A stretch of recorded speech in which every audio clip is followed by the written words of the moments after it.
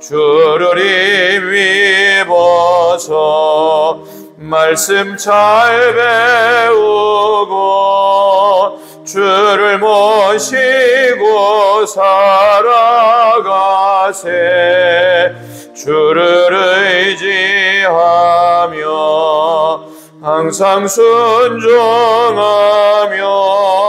주가 사랑해 주시리라.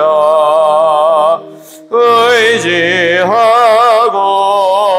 순종하는 길은 예수 안에 즐겁고 복된 길이로다.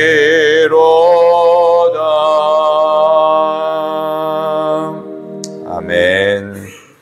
하나님 말씀 열왕기상 19장에서 보겠습니다. 열왕기상 19장 11절부터 끝까지.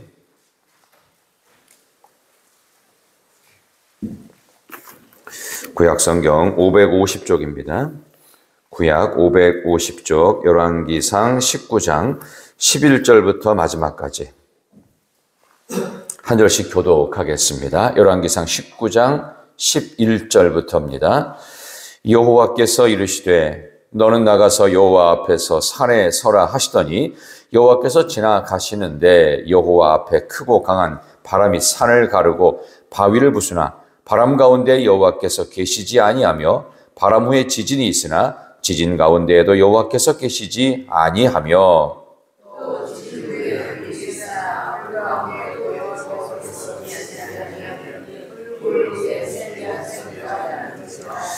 엘리야가 듣고 겉옷으로 얼굴을 가리고 나가 굴 어귀의 섬에 소리가 그에게 임하여 이르시되 엘리야야 내가 어찌하여 여기 있느냐.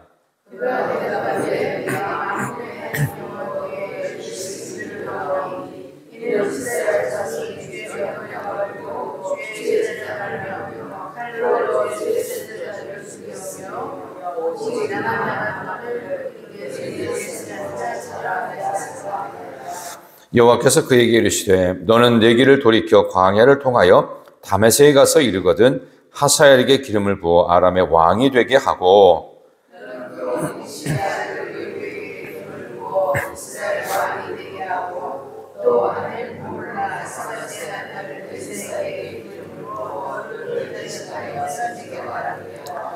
하사엘의 칼을 피하는 자를 예후가 죽일 것이요 예후의 칼을 피하는 자를 엘리사가 죽이리라.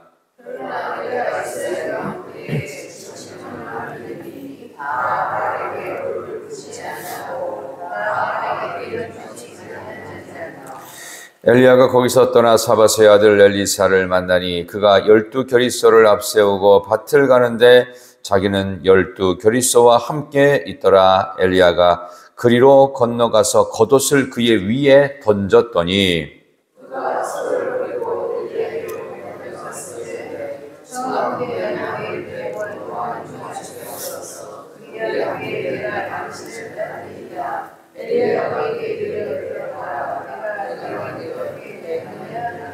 함께 읽습니다. 엘리사가 그를 떠나 돌아가서 한 겨릿소를 가져다가 잡고 소의 기구를 불살라 그 고기를 삶아 백성에게 주어 먹게 하고 일어나 엘리야를 따르며 수종 들었더라. 아멘. 잘 읽으셨습니다. 우리 옆에 계신 분에게 한번 인사하도록 하겠습니다. 화사하게 웃는 화요일 됩시다. 인사하세요. 화사하게 웃는 화요일 됩시다. 참으로 귀한 날 우리에게 주신 말씀을 가지고 도망자에서 사명자로라는 제목으로 하나님 말씀 증거하도록 하겠습니다. 자, 그 유명했던 갈멜산의 대첩이 다 끝나고 나서 오늘 있었던 그가 절망 속에 그리고 그가 마치 공황장애 내지는 우울증 속에 시달렸다가 살아나는 장면을 오늘 성경은 묘사하고 있습니다. 이 장면 굉장히 유명한 내용인데요. 본인이 자기의 생명을 위하여 도망쳤다라고 얘기했습니다. 엘리사가 이제 이세벨 왕후가 이 갈멜산에 엄청난 대첩이 있었는데도 불구하고 여기에 굴하지 않고 네가 뭐 선지자 죽인 것 같고 까불지 마 하면서 엘리야 너 죽을 거야. 너는 반드시 죽인다. 이런 식으로 이세벨 왕후가 악랄하게 그를 공개 수배를 해버립니다. 그러니까 엘리야가 자기 생명을 위하여 도망쳤다고 그랬어요. 어제도 잠깐 설명을 드렸지만 이 생명은 목숨을 뜻하는 단어가 아니라 이 네피쉬라는 히브리어 쓰는데요. 이거는 자기 계획과 신념을 뜻하는 말입니다. 그러니까 자기의 신념을 위해서 도망쳤다. 이거 주행랑쳤다는 의미가 아니고요. 에라크라고 하는데 손을 털었다는 뜻이에요. 그러니까 뭐냐? 내 신념에 안 맞아서 이 일에서 손 뗐다 이 얘기예요. 그러니까 사명을 헌신짝처럼 내번지고 자기는 도망친 거예요. 하나님으로부터. 그러니까 그게 갈멜산 대첩하고 연결되었다면 한번 생각을 해보세요. 새벽에 나오신 분들은 자꾸 생각하라고 해서 죄송한데 그래도 이 부분을 여러분들이 이해하시면 조금 더 선명하게 그래도 될 겁니다. 아이고 뭐 엘리야도 별 볼 일 없네.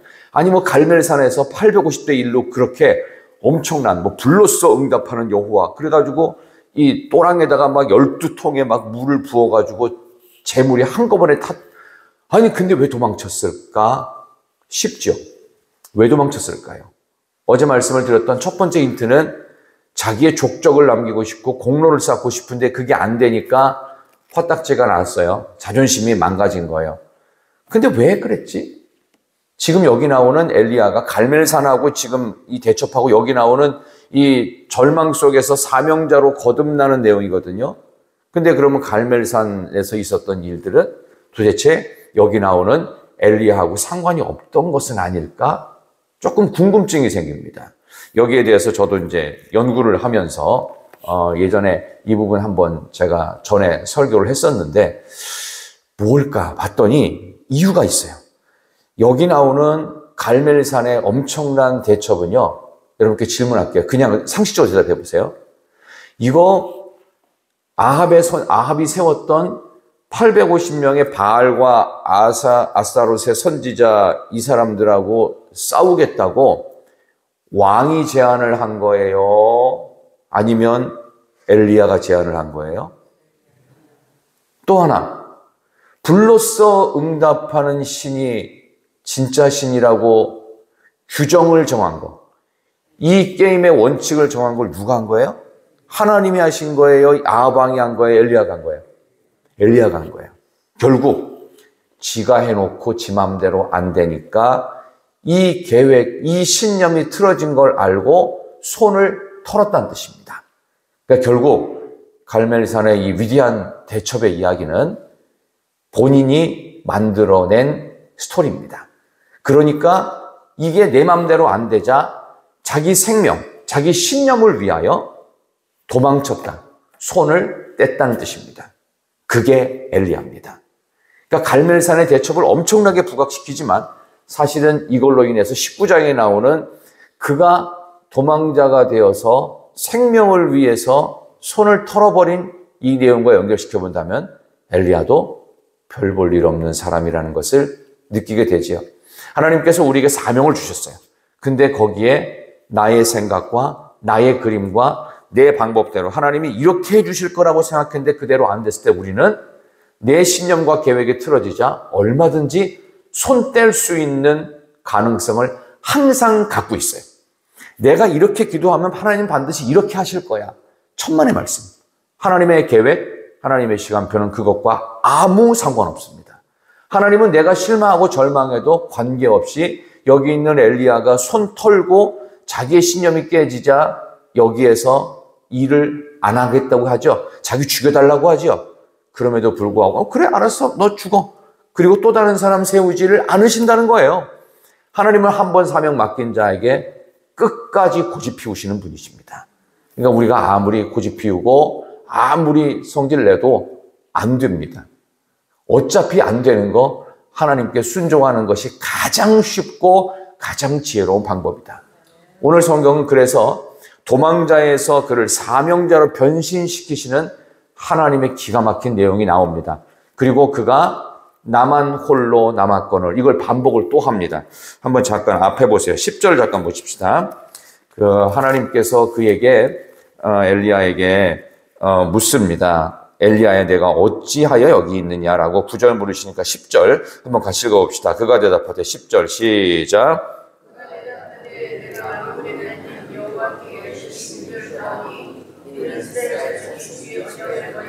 주의 제단을 헐며 칼로 주의 선지자들을 죽였으며며 오직 나만 남았거늘 그들이 내 생명을 찾아 빼앗으려 하나이다. 아멘.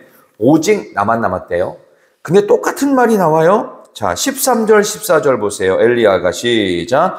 엘리야가 듣고 겉옷으로 얼굴을 가리고 나가 굴 어귀에 섬에 소리가 그에게 임하여 이르시되 엘리야야 내가 어찌하여 여기 있느냐. 그가 대답하되 내가 만군의 하나님 여호와께 열심히 유변하오니 이는 이스라엘 자손이 주의 언약을 버리고 주의 제단을 헐며 칼로 주의 선지자들을 죽였으며며 오직 나만 남았거늘 그들이 내 생명을 찾아 빼앗으려 하나이다. 아멘. 똑같죠. 인간의 답변은 항상 하나님 앞에서 개선된 답변을 하지 않습니다. 지 마음대로 대답을 합니다. 왜? 본인이 생각했던 대로 오직 나만 남았답니다. I am the only one left. 나 혼자밖에 없어요. 동일하게 나 혼자밖에 없어요. 계속 그럽니다. 그가 탈진 상태에서 회복했음에도 불구하고 나만 남았다고 얘기를 합니다. 근데 하나님의 대답은 어떻게 응답하시느냐?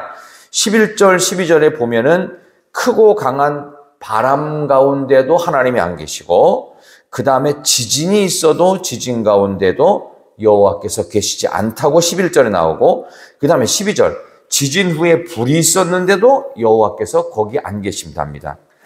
바람이 있어도 하나님은 거기 안 계시고요. 지진 나도 하나님 거기 안 계시고요. 불길이 치서도 거기 하나님은 안 계세요. 근데 12절 끝에 불 후에 세미한 소리가 있는지라. 아멘.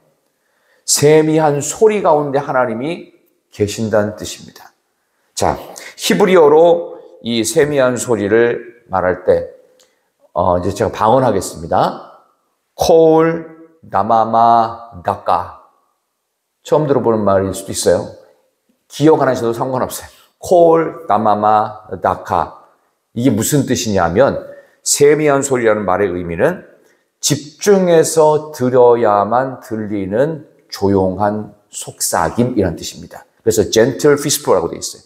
그러니까 부드럽게 옆에 가서 뭐라고 나한테 내가 아는 사람이 살짝 이래 이런 식이에요. 그러니까 집중해서 안 들으면 무슨 소리인지 못 알아들어요.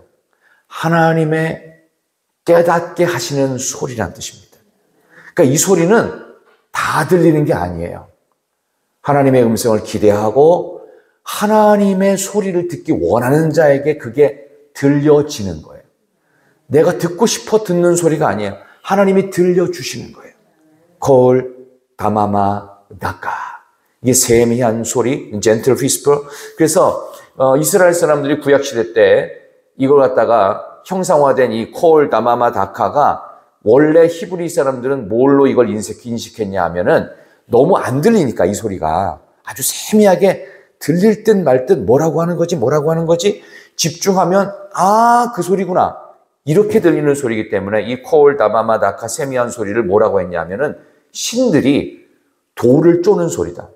그러니까 신이 돌을 쪼면은 막 딱딱딱딱 이렇게 소리를 내는 게 아니라 조용하고 아주 저 멀리서 땅, 땅. 그러니까 들릴 수도 있고 안 들릴 수도 있어요. 그게 관심 없는 사람은 이 신들이 돌을 쪼는 소리가 안 들릴 수도 있어요. 세미한 소리는 집중해서 들어야만 하는 들릴 듯 말 듯한 조용한 소리. 그래서 세미한 소리를 여러분들이 들으셔야 됩니다. 겉으로 드러나선 지진 가운데, 바람 가운데, 불 가운데 남들이 다 그럴듯하게 보잖아요. 와, 막 지진이 일어났어. 불이 났대. 바람이 엄청나게 불었대.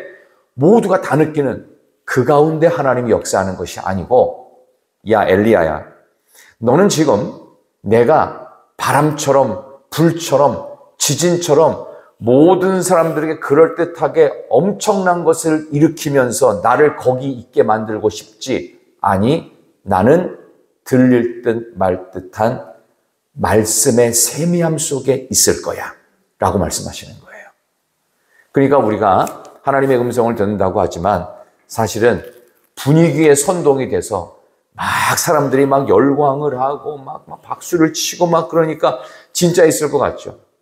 모든 사이비들, 모든 이단들이 다 이런 짓을 합니다. 그래서 우리는 종교 열광주의라고 합니다. 여러분 유튜브 같은 데다가요, 종교 열광, 종교 뭐 과밀 이렇게 한번 쳐보시면요, 온갖 이단들 얘기가 잔뜩 나옵니다. 막 정신머리가 없어요. 막 어떤 사람 막 미쳐가지고 막 뭐 하다가 갑자기 뭐 픽 쓰러져요.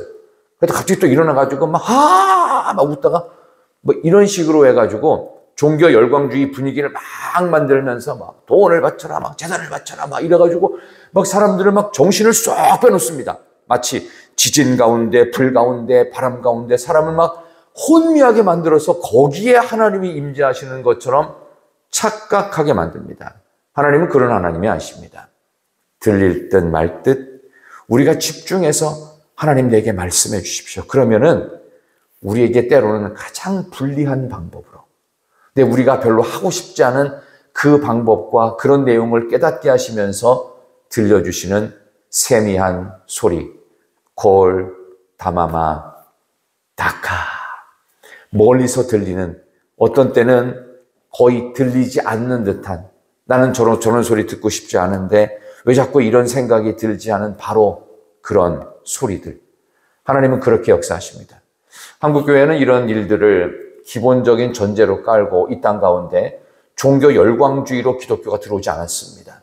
이단은 나중에 흉내내고 이단의 그 괴수들이 종교 천재로서 돈 벌어먹으려고 했기 때문에 문제가 됐지, 한국 기독교 전파는 이렇게 콜, 다마마, 다카라는 세미한 소리 속에 들어왔어요. 그거를 증명하는 예가 있었습니다. 뭐냐 하면 한국 기독교, 특히 개신교가 140년 전에 이 땅에 들어왔어요.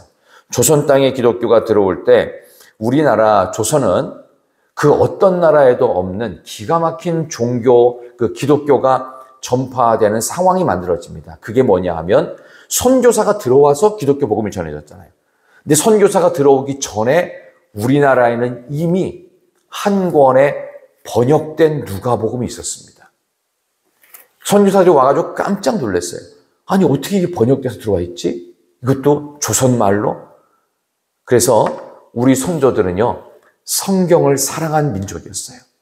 하나님의 말씀을 어떻게든지 듣기 원하는 사람들이었습니다. 그게 우리 선배들이에요. 140년 전에 들어올 때 그들은 목숨을 걸고 중국 땅에서 번역되어진 누가복음을 이미 읽고 있어서, 그래서 우리나라 옛날에 그런 표현이 있어요. 부흥회라는 말 하기 전에 사경회라는 말 들어보셨어요? 이 사경회가 뭐냐 하면 성경을 샅샅이 뒤지다는 뜻입니다. 그래서 사경회. 그래서 사경을 헤매면 안 되지만 성경 속에서 깨달아지는 진리를 보면서 왜 안 들리지? 콜, 다마마, 다카. 세미한 음성을 듣기 원하는 사람들이 바로 우리 민족들이었어요. 그래서 우리가 얼마나 성경을 귀하게 여겼는지. 근데 지금은 종교 열광주의에 빠져서 바람처럼 불처럼 지진처럼 뭔가 분위기를 확 선동하면 거기에 하나님이 계시지 않는다는 것을 잠깐 잊어버리고 있었어요. 우리는 다시 성경의 세미한 음성 속으로 돌아가야 될 줄로 믿습니다. 우리에게 사명을 주시는 분은 우리의 세미한 음성 속에 우리에게 귀한 사명을 다시금 맡기시는 바로 그 하나님이십니다. 엘리야처럼 뭔가 그럴듯하게 원칙과 룰을 정해서 이렇게 분위기 속에서 850대 1로 물론 하나님께서 응답하셨습니다. 그러나 그게 끝이 아니었어요. 본인이 만들어낸 드라마 속에 취해 있지 말라는 거예요. 한번 엄청난 기적을 일으킨다고 해서. 그래서 하나님은 기적 속에도 계시지만 기적은 수많은 일들 가운데 한 번 있을까 말까 합니다. 그러나 세미한 음성은 지금도 여전히 조용하게 신앙생활하고 아무 열광적이지 않은 속에도 역사하시는 하나님의 전능하신 능력이 세미한 소리와 같은 말씀 속에 있는 줄 믿습니다. 여러분도 오늘 이 새벽에 하나님의 말씀을 들으려고 오셨습니다. 여러분 혼자, 나만 홀로 남지 않았음을 오늘 성경은 말씀하시는데요. 오늘 본문의 말씀 한번 18절 한번 보겠습니다. 18절. 자, 나만 홀로 남았다는 이야기에 대해서 하나님이 엘리야에게 답변하십니다. 그러나 18절 시작.